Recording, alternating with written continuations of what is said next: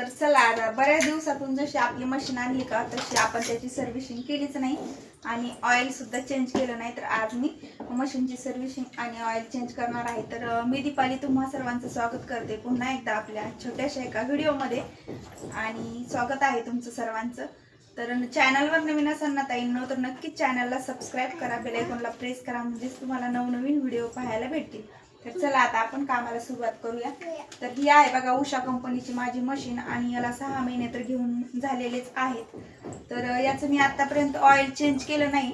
तर आता मी याचं ऑइल चेंज करून घेणार आहे. कशा पद्धतीने ते तुम्हाला दाखवते. आता मलाही जास्त याची काही माहिती नाही, पण करूया आपण. आणि खूप छान रिस्पॉन्स मला ह्या मशीनचा आलेला आहे. तुम्ही जर घ्यायला इच्छुक असाल तर तुमचं काम जर वाढत असेल किंवा शिलाई काम तुम्ही घरातून करता आणि तुमची अगोदरची मशीन असेल साधी आणि तुमचं काम जर वाढलं असेल तर नक्कीच ही मशीन मी तुम्हाला सजेस्ट करेल की घ्या, तुम्ही पण घ्या. खूप छान पद्धतीने याचा रिस्पॉन्स आहे. तर चला मग आपण बघा. आता मी इथं हे ऑइल घेतलेलं आहे अर्णव. तर ह्या पद्धतीचं आहे बघा हे ऑइल. 1 लिटरची ही बॉटल आहे बघा आणि छान आहे. दुकानवाल्यांना विचारलं तर दोन्ही मशीनला आपल्याला ही कामात येते. त्यानंतर मी इथं हे घेतलेलं आहे जे मशीनमध्ये शिल्लक ऑइल आहे ते काढण्यासाठी सोपं जाईल आपल्याला. आणि छान हा स्क्रू ड्रायव्हर आणि छान एक कॉटन आपल्याला घ्यायचे. छान पद्धतीने आपण त्याची सफाई करून घेणार आहे.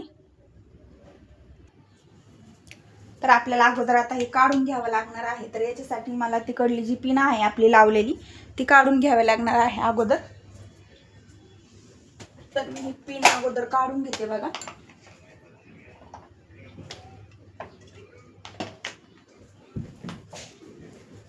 लगेच साईडला मी उचलून हे ठेवणार आहे बघा. इकडचं आता आपण हे काढून घेऊया.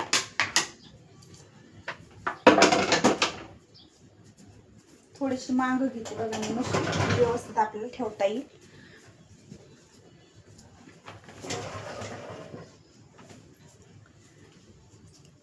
खूप वजनदार आहे, जरा आरामाने उचलायची. आता मला मदतीसाठी कोणीच नाही इथं, पण मी आता खूपच जड आहे बघा.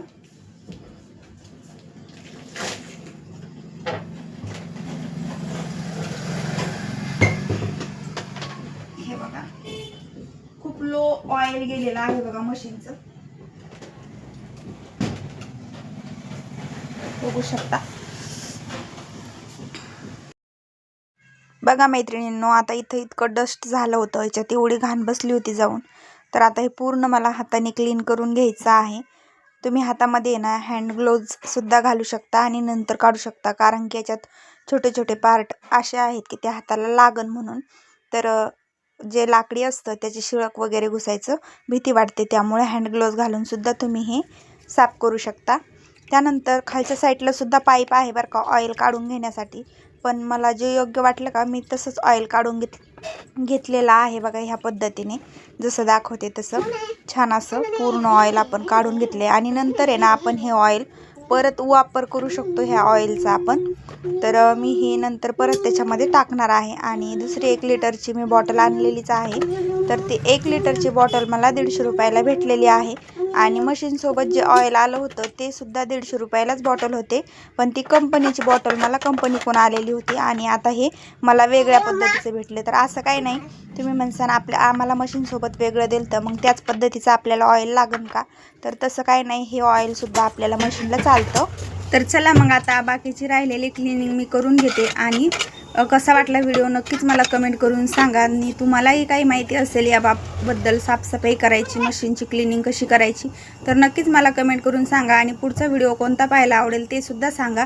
तर इथं बघा ह्या पद्धतीने पूर्ण क्लीन करून घेते मी आता. व्हिडिओ आवडला तर व्हिडिओला लाईक करा आणि चॅनलला असेच व्हिडिओ बघण्यासाठी चॅनलला सबस्क्राईब करा. भेटूया पुढच्या व्हिडिओमध्ये. श्री स्वामी समर्थ. व्हिडिओ कंटिन्यू करा ताईंनो.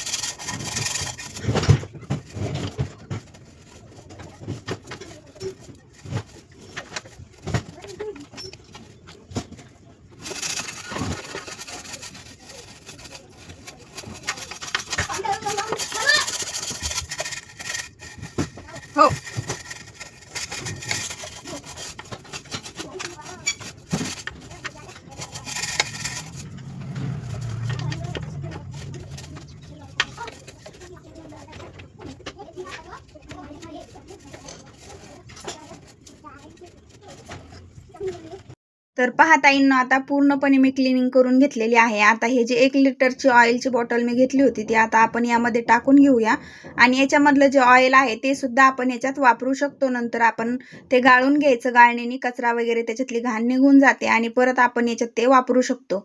तर बघा ह्या पद्धतीने आता मी ऑइल टाकून घेतले आणि जी मशीन जी आहे आता ती खोलून मी त्याची सुद्धा साफसफाई करणार आहे. तर ती क्लिप माझ्याकडून ताईंनो डिलीट झाली, तर त्यासाठी माफी असावी बरं का. छान पद्धतीने मी वरचं जे आपलं मशीन आहे ते मी पूर्ण क्लीन करून घेतले आणि त्यानंतर आता इथं ठेवून घेत आहे. तर चला, खूप छान पद्धतीने आपली क्लिनिंग वगैरे झाली. आता हे जे दुकानमध्ये सगळं काही तुम्हाला दिसतंय हे पूर्ण चेंज झालेलं असेल, कारण की आता घराचं काम चालू आहे, कलरिंगचं काम चालू आहे आणि थोडंसं रॅक वगैरे आपल्याला इथं बनवून घ्यायचं आहे. तर तो व्हिडिओ लवकरच येईल तुम्हाला दुसरा, कशा पद्धतीने मी माझं दुकानचं सेटअप केलं आहे आणि कशा पद्धतीने आता आपलं सगळं काही असणार आहे. हे इथं ठेवायची जागा वेगवेगळी होणार आहे आणि छान असा मी रक्षाबंधनसाठी साड्यांचा माल आणलेला आहे. पण आता घरातले कामं जास्त दिवस लांबल्यामुळं आता मला जास्त काही लवकर दुकानमध्ये माल लावायला भेटलं नाही, कारण की कलरिंगचं काम चालू होतं आणि आपले व्हिडिओसुद्धा 5 ते 6 दिवस झाले बंद होते. तर आता आपले व्हिडिओ येतील ताईंनो, समजून घ्या. तर इथं बघा छान अशी क्लिनिंग करून घेतली ना तर कामाला खूप इंटरेस्ट येतं. आता क्लिनिंग जशी मशीन करून घेतली तसं बंदच होतं काम.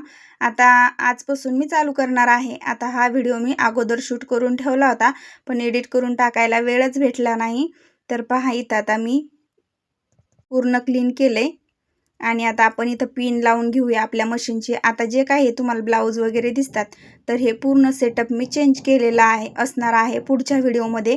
तर नक्कीच पुढचा पण व्हिडिओ लवकरच येणार आहे. नक्कीच बघा मैत्रिणींनो. व्हिडिओ आवडला तर शेअर करा तुमच्या मैत्रिणींना, ज्यांना मशीन घेतली आणि त्यांना जमत नाही हे सगळं काही क्लीन करायला, कशा पद्धतीने काय ते. तर इथं पूर्ण क्लीन झालेलं आहे. भेटूया आता पुढच्या व्हिडिओमध्ये. श्री स्वामी समर्थ सगळ्या मैत्रिणींना.